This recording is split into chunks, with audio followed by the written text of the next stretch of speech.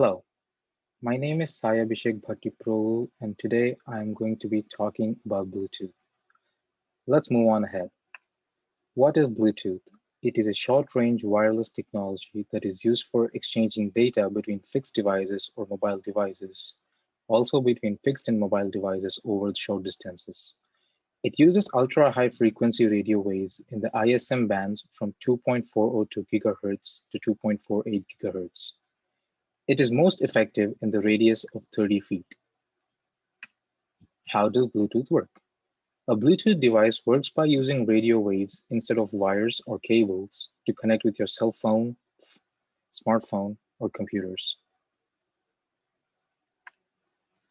How is it being transmitted? It uses a radio technology called frequency hopping spread spectrum. The transmitted data is divided into packets, and each packet is transmitted on one of 79 designated Bluetooth channels over the world, with each channel having a bandwidth of 1 megahertz. What is the idea behind this technology? The development of the short-link radio technology was initiated in 1989 by Mr. Niels Rydbeck, the CTO at Ericsson Mobiles in Sweden, CTO as in Chief Technology Officer. It was later named Bluetooth.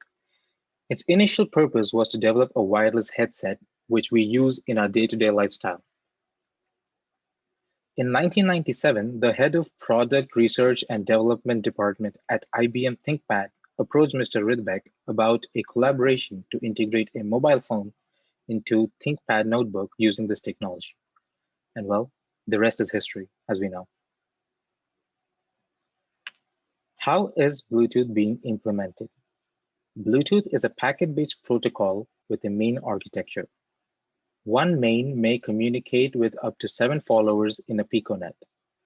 All devices within a given piconet use the clock provided by the master as the base for packet exchange. The master clock ticks with a period of 312.5 microseconds.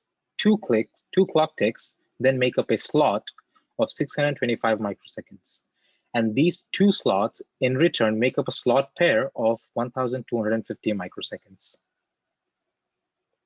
I would like to go over that again. The master clock ticks with a period of 312.5 microseconds, sorry. Two clock ticks then make up a slot of 625 microseconds. And then two slots in return make up a slot pair of 1250 microseconds. Let us now look at the uses of Bluetooth. We use Bluetooth in numerous products we use in our day-to-day life, such as speakers, tablets, hearing aids, and watches. We use Bluetooth for transferring files, for example, AirDrop. We use it for streaming. We use it for listening to music. We use it to attend a phone call, whatnot. Bluetooth has become a luxury, we can say, in our lifestyle.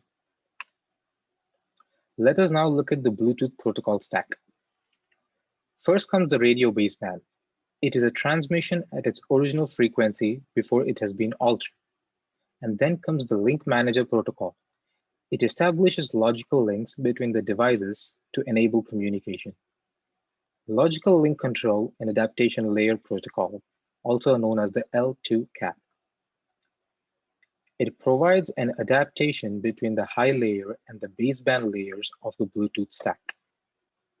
The RF COM is a connection-oriented streaming transport over Bluetooth. This is what helps us stream using Bluetooth.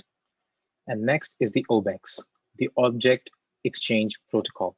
As the name suggests, it is used for exchanging data between devices. And then comes the Service Delivery Protocol. It is a set of components that provide service delivery architecture for a type of service being delivered.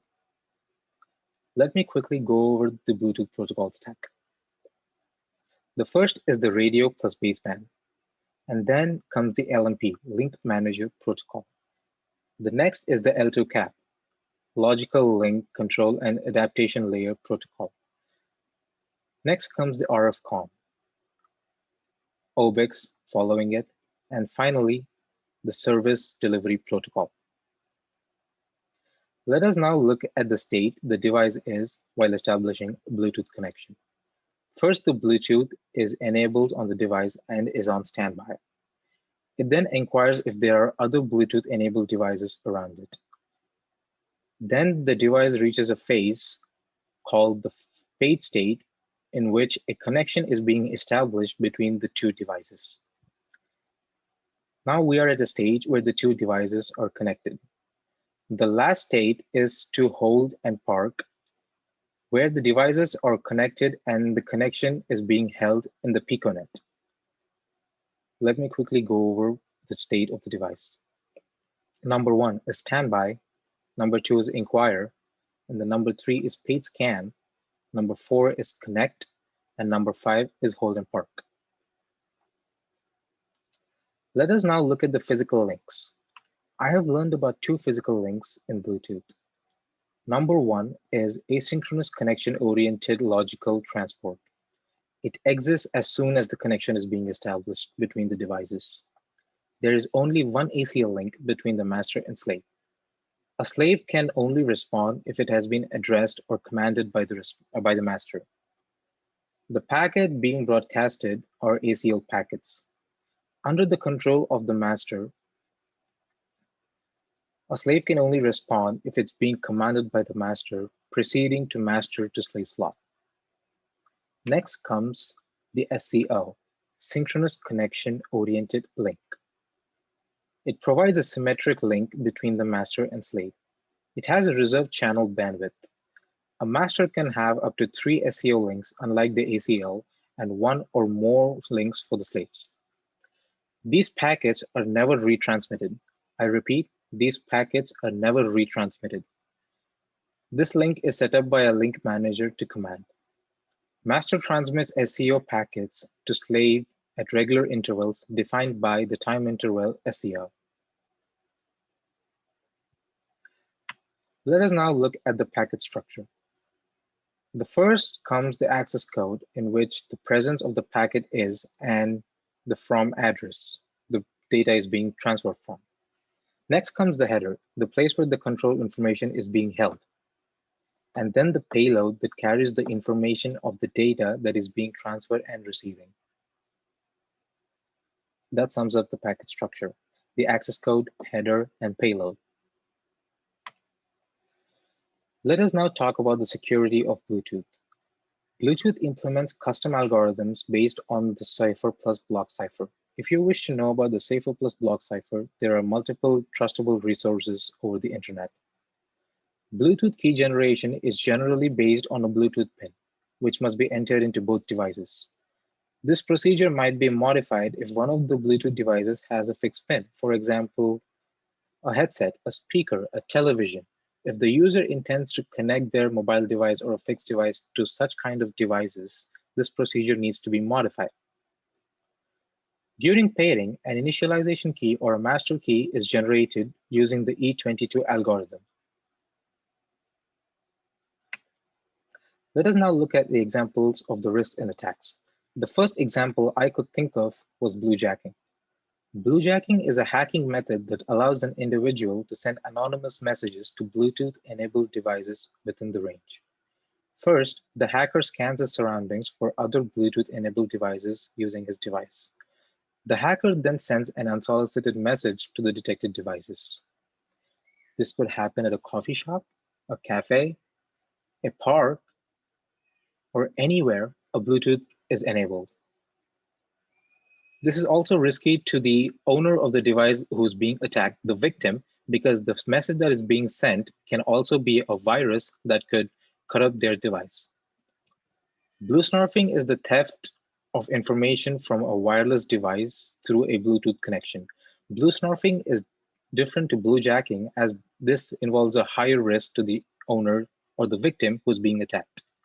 An attacker can access information such as the user's calendar, contact list, emails, text messages, photos, documents, sensitive files, without leaving any evidence of the attack.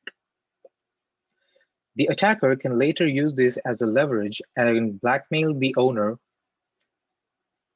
upon his needs, depending on his needs, what his need be. Let us now look at the differences between bluejacking and bluesnorfing to get a better idea. Bluejacking is not illegal as it does not involve theft or no harm is being done to the owner or the victim. Bluesnorfing is illegal because it involves thefts. It is also breaking the right of privacy, and the information that is being stolen could also be used to exploit the owner. The information is being sent in the case of the bluejacker, whereas while bluesnorfing, the information is being received by the bluesnorfer.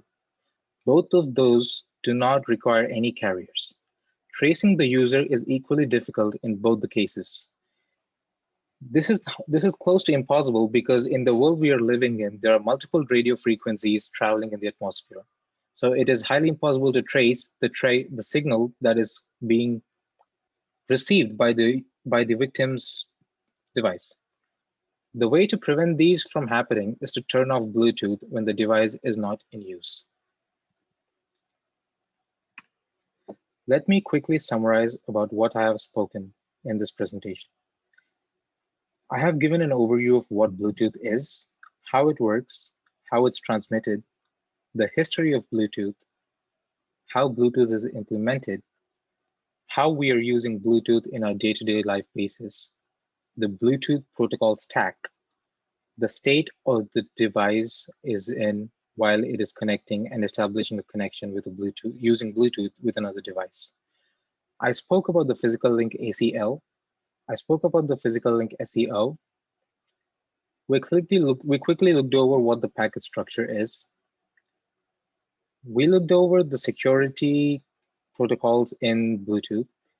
We also looked at the vulnerabilities and examples of risks and attacks. We also learned more about what bluejacking and bluesnorfing is. I would like to conclude by thanking you all for taking this time to spectate my presentation. These are the references and publications I have used to conduct my survey. Thank you all. Have a good day.